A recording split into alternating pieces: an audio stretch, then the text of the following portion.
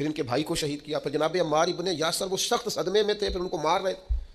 پھر ان کو مجبور کیا کلمات کفر کہنے کے لیے، ان کے منہ سے نکل گئے،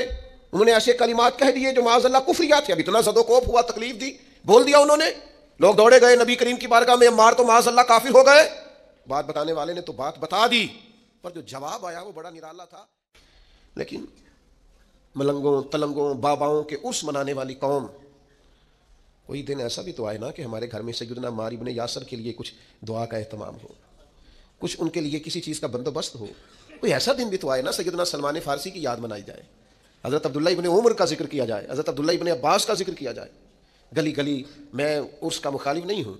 لیکن یہ کہ ان کا بھی منا رہے ہو جن کا نہیں منانا چاہیے، ہر نکر میں دربار اور ہر گلی میں مزار اور ہر ایک کا عرس،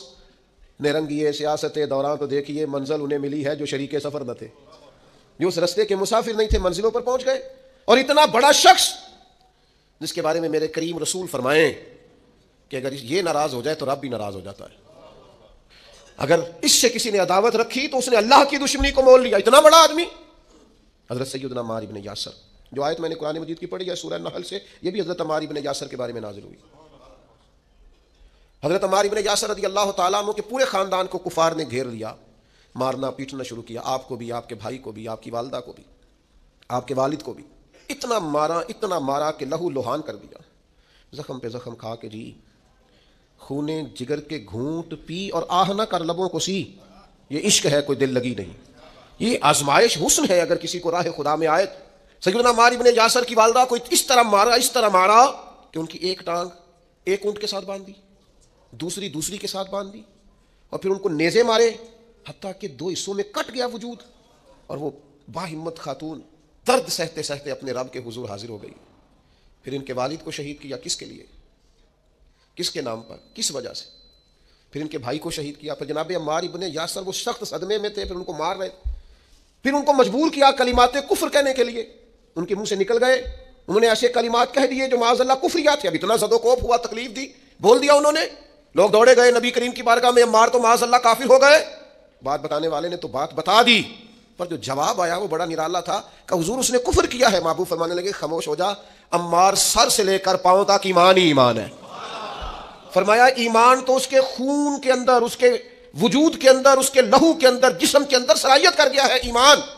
اور جس کے سینے میں، گوشت میں، لہو میں صلاحیت کر جائے وہ کیسے کافر ہو سکتا ہے؟ لیکن چونکہ انہوں نے مجبوراً یہ کہا تھا، پھر وہ خود دوڑے ہوئے آئے، عرض کی یا رسول اللہ پتہ نہیں کیا حال کر دیا کہ میرے منہ سے کلمات نکل گئے۔ محبوب فرمانے لگے تو کلمات کی چھوڑ، دل کی بتا، دل کی بتا، تیرے دل کی کیفیت کیا ہے؟ عرض کی یا رسول اللہ دل تو ہر لمحے کے لیے ایمان پر مطمئن ہے۔ تو محبوب نے فرمایا کوئی بات نہیں، پھر جان بچانے کے لیے ایسا کرنا پڑے تو حرج ہے، کوئی ڈٹ جائے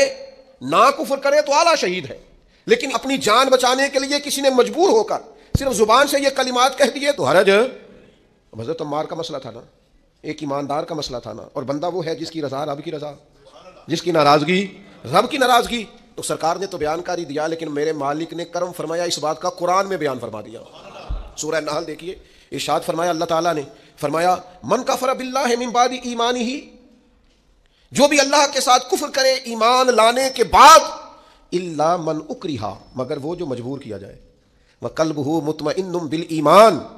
لیکن اس کا دل ایمان پر مطمئن ہو، مطمئن بالایمان،